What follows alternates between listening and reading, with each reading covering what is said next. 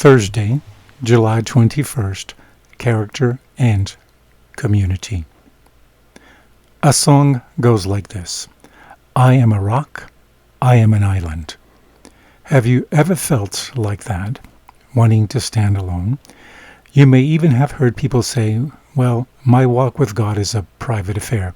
It's not something I want to talk about. Ephesians 4:11-16 says,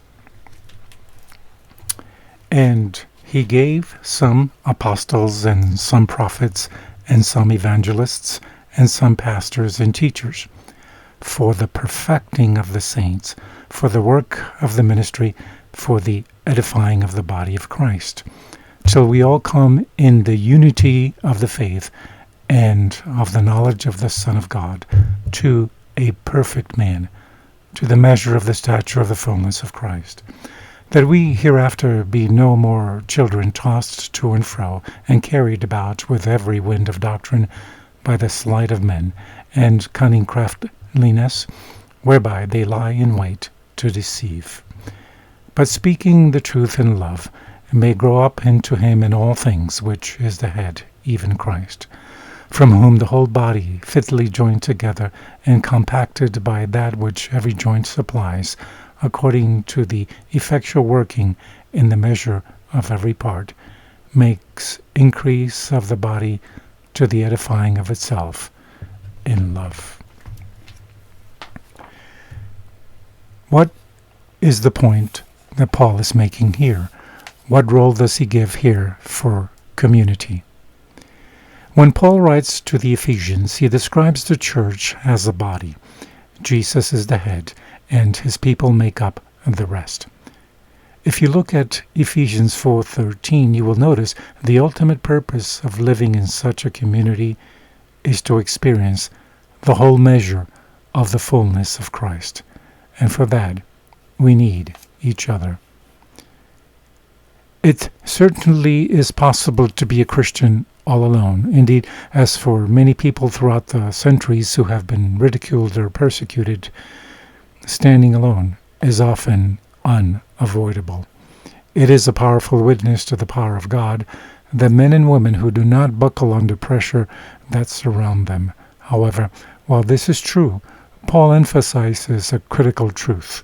Ultimately, we experience and reveal the fullness of Christ when we are working together in fellowship with each other. In today's text, what does Paul say must happen before the fullness of Christ may be revealed in our Christian community? In what way is the witness of a community that is revealing the fullness of Christ different from the witness of an individual that is revealing the fullness of Christ? What are the implications for this in the context of the great controversy? See Ephesians 3:10. It's easy to be nice when you are by yourself or with strangers, but it is much harder to be nice to people you either know really well or don't like. This means that when we still show these people grace and kindness, we provide an irresistible witness to the truth about God. From the book Testimonies to Ministers and Gospel Workers, page 29 and 30, it says, God is leading a people out from the world upon the exalted platform of eternal truth, the commandments of God and the faith of Jesus. He will discipline and fit up his people. They will not be at variance, one believing one thing and another having faith and views entirely opposite, each moving independently of the body. Through the diversity of the gifts and governments that he has placed in the church, they will all come to the unity of the faith.